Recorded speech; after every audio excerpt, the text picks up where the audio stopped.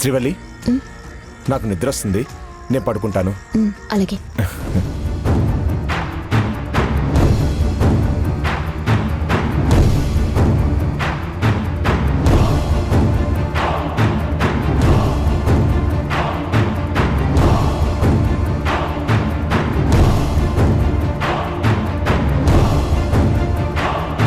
త్రిదేవ్, త్రిదేవ్, త్రిదేవ్.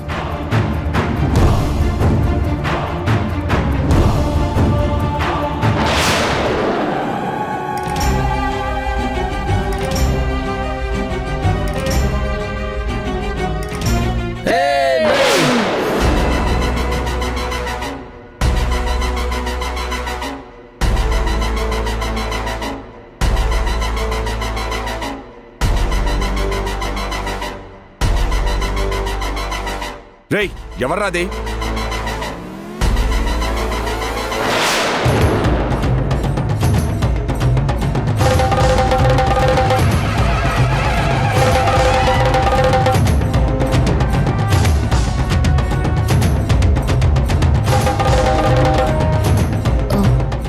ఏంటా శబ్దం?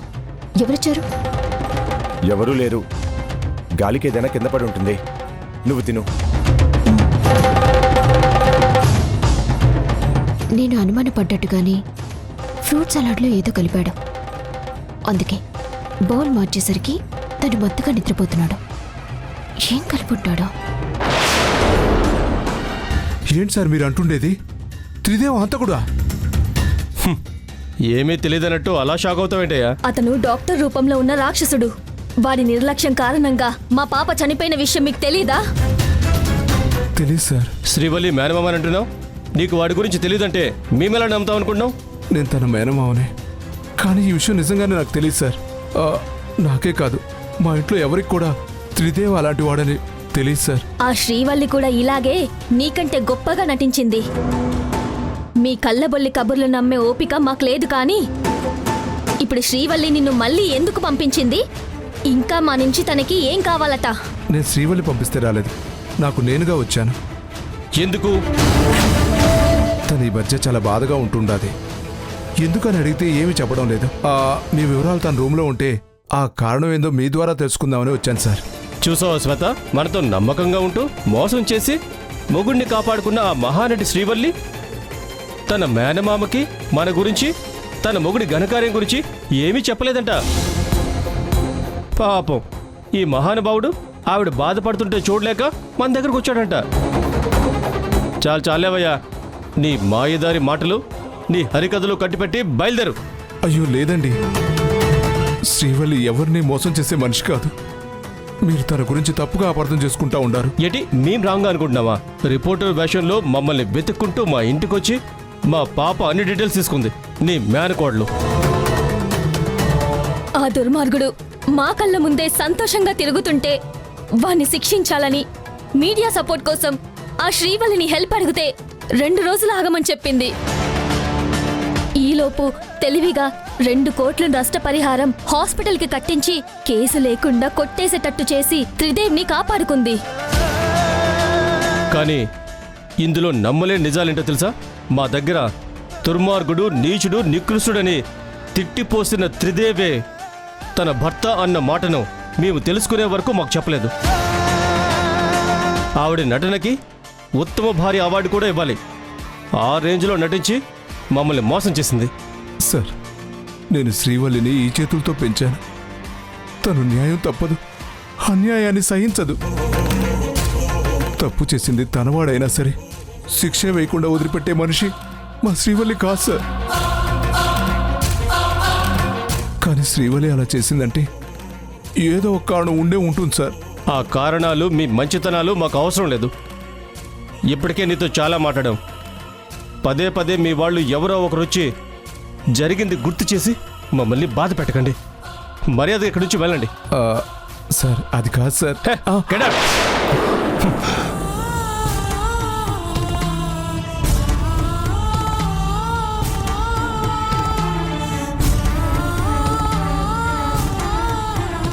శ్రీవల్లి ఎందుకు ఇలా చేసింది? త్రిదేవి ఇంత దుర్మార్గుడు అని తెలిసి ఎందుకు మౌనంగా ఉండిపోయింది? అంటే శ్రీవల్లి త్రిదేవుల మధ్య సఖ్యత లేదా? అందుకే ఊరు వెళ్ళేటప్పుడు శ్రీవల్లి అలా బాధగా ఉండినాదా? ఇప్పుడు ఇద్దరు ఊళ్ళో కూడా లేరు. అక్కడ ఏం జరుగుతుందో ఏంటో. మురుగా, నువ్వే కాపాడాలి. వాళ్ళేదో సరదాగా ఆట పట్టిస్తున్నారు, అవేం పట్టించుకోకండి. మీరెళ్ళి జాగింగ్ చేసుకోండి.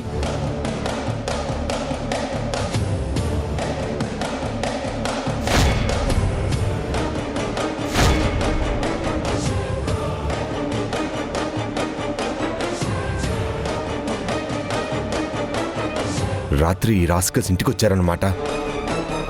మత్తులో పడుకుండిపోయాను. ఛా, అసలు వీళ్ళ ఉద్దేశం ఏంటి? మమ్మల్ని డిస్టర్బ్ చేయడం కోసం వచ్చారా, లేక మరేదైనా కారణం ఉందా?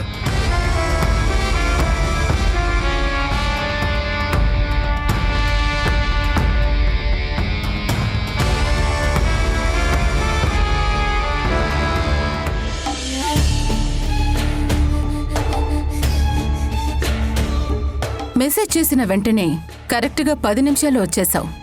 నువ్వు టైం సెన్స్ కరెక్ట్గా పాటిస్తావన్నమాట. నా టైమింగ్ రెండూ కరెక్ట్గానే ఉంటాయిలేండి.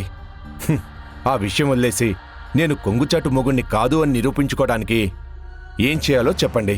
నేను ప్రత్యేకంగా చెప్పేదేముంది? నిన్న మీ ఆవిడ చెప్పింది కదా 70-30% పార్ట్నర్షిప్ అని. అవును. అది కరెక్ట్ కాదు. ఆ విషయం నీకు కూడా తెలుసు కదా. అవును, కానీ శ్రీవల్లి అలా ఆఫర్ చేయడానికి చెప్పిన కారణాలు కూడా కరెక్టే కదా. కరెక్టే. బిజినెస్ పెట్టాలంటే ఇన్వెస్ట్మెంట్ ముందు చూసుకోవాలి కదా. ఆ డబ్బులకి బయట వడ్డీలు కట్టడం మాకు కూడా కష్టమే కదా.